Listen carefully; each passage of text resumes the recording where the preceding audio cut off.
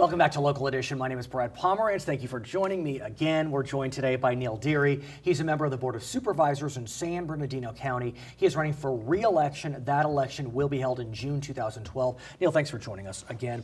I want to talk to you about the state budget. People may not realize, but counties are actually vessels agents of the state. Right. So when the state budget has a problem, counties do as well. Correct. As you know, the budget passed in June.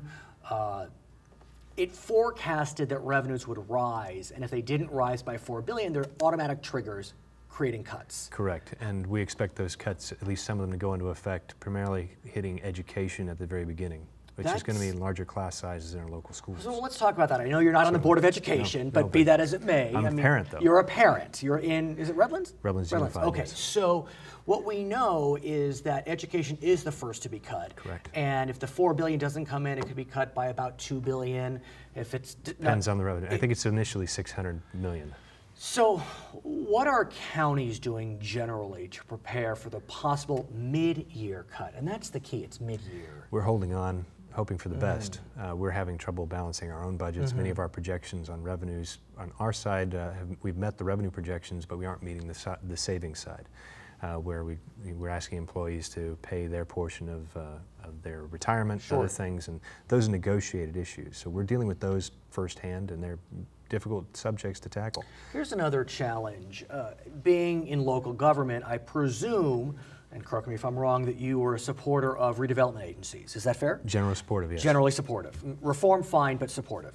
Right. As you know, redevelopment agencies were all but eliminated in this past budget cycle. Cities and counties can pay an amount to allow them to remain open.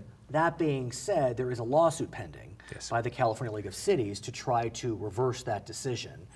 If that happens, there's another big hole. Another $1.7 billion hole, and even the projections from the state show the revenues are about half what the state expected, so there's another $0.7 billion or $700 million hole in the state budget already on top of the shortfalls. So here's the challenge for county government, for city government.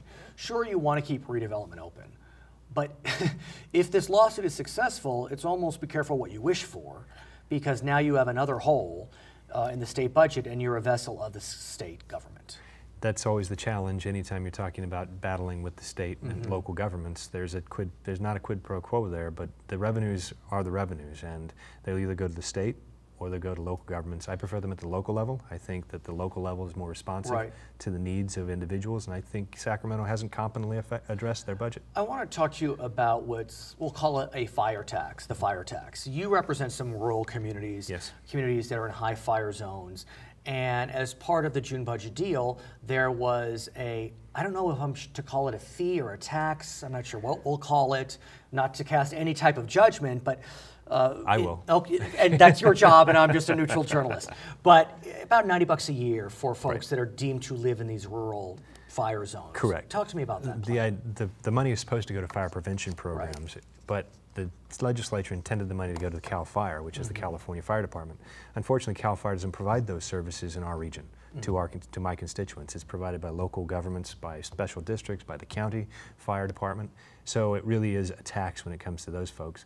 The fee is supposed to now be coming to local governments, but I have a feeling it will be challenged. We've been talking with the Howard Jarvis Taxpayers Association, and we are going to challenge it as soon as the first bill is received.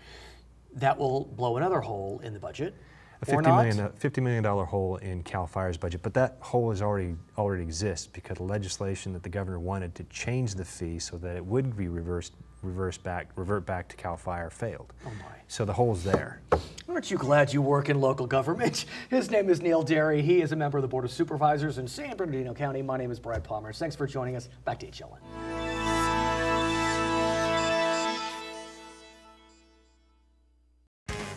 If you are a local business owner, Charter Media wants to give you a big high five. That's right, a big high five.